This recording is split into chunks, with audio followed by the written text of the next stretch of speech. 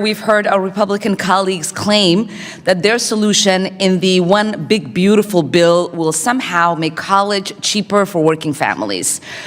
This is the same bill that cut $1 trillion out of Medicaid and over $180 billion from SNAP. Being angry about everything, that's not what our education should be about. And the other thing is this: let's just make sure we're transparent enough that everyone realizes they don't have to go into debt to go to four-year college. How about trades? If that could be their way out, if they could look at that as being their way to achieve their dreams, let them go for that. I think it's very helpful that we finally have competition for. Burgess Owens pushes back against Ilhan Omar, highlighting what he believes are the real problems within the education system. He argues that the issue goes beyond simply increasing funding. Let's take a closer look. Some Democrats are arguing again that Republican policies have made college more difficult to afford for working-class families.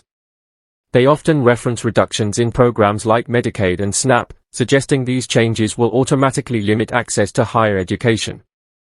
However, the connection isn't as straightforward as they claim. These assistance programs and the cost of college are separate issues, and combining them doesn't actually solve the challenges facing education. Instead, it can distract from the deeper problems that need attention. If you care about this discussion, remember to like, share, and subscribe so more people can hear this perspective. Thanks for watching. Now, let's get into the details. Leaving millions without health care and struggling to buy groceries, higher education will apparently just become more accessible.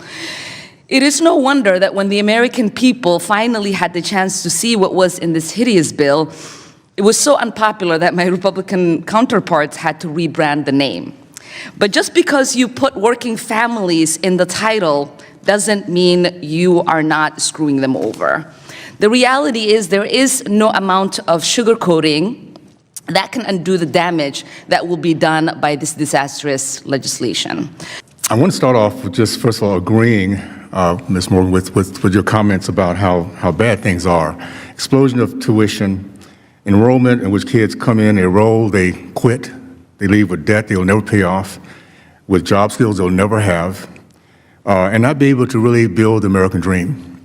But this isn't from the last 6 months of the family working tax plan. It's from the last 16 years, when in 2010, President Obama, through the Affordable Care Act, took everything from the private sector and put it into the government. So government has controlled this for the last 16 years. We cannot look at the last 6 months and say because our reforms, all these things are happening. We're now about to take care of that. I think the biggest thing that I'm concerned about is how little we know in our country about capitalism. We are the #1 destination in the world because of something called capitalism. Now, just quickly, what does capitalism mean, and what does it mean to this industry here? It's about return on investment. It's competition, it's merit, it's value, and the product of all that is profit. Now, if it's a good program, there's a lot of profit, which it should be. It should spread throughout the entire country. People should be wanting to take advantage of it. If it's a terrible product, it should go broke. What we're finding out is that the government is insulated from this concept. They can have a terrible competition, no value, no merit, and still make a lot of profit off the customer, the students, who pay their life's blood for the rest of their life trying to pay off loans. So we need to get back to teaching that. I think that when I listen to my friends here from Utah and Florida, I'll say this about Utah. We lead the country in terms of small business startups. There's an entrepreneurial concept. There's a culture in which we're trying to figure out how to give the best return on investment to where we're dealing with. And I think the same thing, the way I listen to how you guys are solving things, same thing with Florida. We need to realize that government solutions have never worked.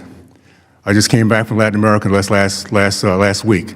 They are realizing after the last couple of years, they want to get away from that stuff. So no, it is not the government that's going to give us the out of this. It's going to be entrepreneurs, innovators, those who truly are in the game for the right reasons. That is, to make sure our kids are #1, and not the institutions, not the professors, not those around just kind of sucking in everything they can from government payouts. So I'm excited about the fact that we're having this conversation. We can all agree it's broken. It's cost too much. We're getting too little of a return on investment with our kids coming out, not being prepared to go to work, not being hopeful for their future, being angry about everything. That's not what our education should be about. And the other thing is this: let's just make sure we're transparent enough that everyone realizes they don't have to go into debt to go to four-year college. How about trades? If that could be their way out, if they could look at that as being their way to achieve their dreams, let them go for that. I think it's very helpful that we finally have competition for higher education. It's going to make higher education better. It's going to make sure that the best prove themselves, and outcomes will allow parents to say, okay, I will invest in this, or the kids will invest in this because it'll give me a good return on investment. And if it does not, then that institution should go broke, period. So I'm excited about the fact we're finally, over the last 6 months, putting in reforms. 6 months. So please, as you go back and think about how terrible things are. Burgess Owens begins by acknowledging a point of agreement: America's higher education system is deeply flawed. College costs have skyrocketed, and many students sign up only to leave without finishing, carrying heavy debt and lacking practical skills or a clear route to success. He argues this crisis didn't suddenly appear, it's the result of decisions made over many years. Owens places much of the blame on the federal government's expanded role in student loans and education policy starting around 2010. In his view, when Washington took greater control, the system became shielded from true competition, meaningful accountability, and performance-based results. He believes that shift helped create the problems students face today. He also says the country has drifted away from teaching the principles of capitalism. In a competitive system, he explains, value and results determine success. Strong institutions thrive, while weak ones are forced to improve or close. But he argues higher education no longer follows that model.